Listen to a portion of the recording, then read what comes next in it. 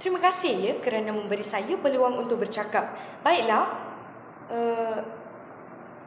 apa yang saya perlu cakap sekarang ni? Dah lupa lah. Oi, oi, dah lah cukup. Mari kita tukar tempat. Saya tolong bawa. Selamat sejahtera. Hari ini saya akan membentangkan tentang langkah-langkah yang boleh dilakukan oleh pihak kerajaan bagi memastikan rakyat dapat mengaplikasikan prinsip dan objektif rukun negara dalam kehidupan bermasyarakat. Sebelum memulakan, jom dengar sejarah rukun negara. Rukun negara merupakan satu ideologi negara yang tercipta ekoran daripada berlakunya peristiwa rusuhan kaum pada 13 Mei 1969. Peristiwa ini adalah permusuhan kaum yang sangat dahsyat suatu ketika dahulu. Permusuhan dan perbalahan ini berlaku akibat ketidakadilan layanan yang diterima oleh masyarakat pelbagai kaum di negara ini.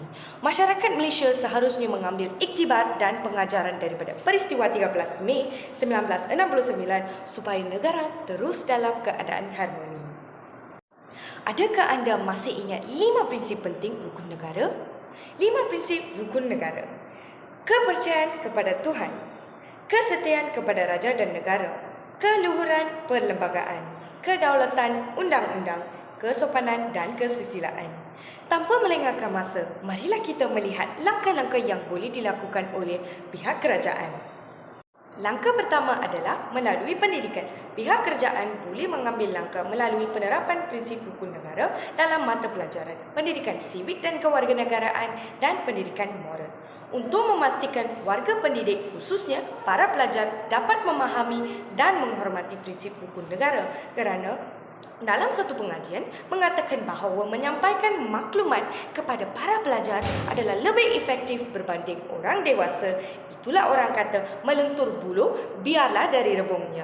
Bukan setakat itu, para guru di sekolah juga mesti mengambil berat dan mengajar tentang kebaikan rukun negara dan maksud untuk para pelajar. Para guru juga boleh mengadakan kuis atau sesi soalan tentang rukun negara. Seterusnya, melalui media massa. Media massa elektronik seperti televisyen dan internet boleh menyiarkan iklan atau program yang memberi kesedaran kepada penonton untuk menghayati prinsip rukun negara. Ini juga salah satu langkah yang efektif kerana pada zaman moden ini, semua tertarik kepada media sosial bermula daripada budak-budak kecil hingga orang dewasa. Media massa bercetak seperti akhbar atau majalah boleh menerbitkan artikel tentang kepentingan menghayati prinsip rukun negara. Langkah terakhir adalah mengadakan kempen kesedaran. Pihak kerajaan boleh mengambil inisiatif seperti menganjurkan program yang bertemakan rukun negara bagi memastikan rakyat sentiasa menghayati prinsip rukun negara melalui mengadakan kempen. Pihak kerajaan boleh mendapat perhatian daripada masyarakat.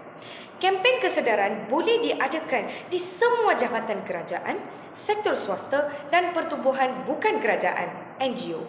Pihak yang berkenaan boleh menggunakan media massa seperti televisyen, radio dan laman web yang merupakan wahana utama menyebarkan maklumat kepada semua lapisan masyarakat dan semasa ke semasa. Kesimpulannya, pihak kerajaan sememangnya bertanggungjawab untuk menerapkan prinsip rukun negara dalam kalangan masyarakat bagi mengelakkan peristiwa yang dahsyat seperti 13 Mei 1969 kerana negara kita ini adalah negara yang berbilang kaum. Kita sebagai rakyat Malaysia perlulah memberi sokongan kepada pemerintah kita. Itu sahaja daripada saya. Sekian. Dipersilakan.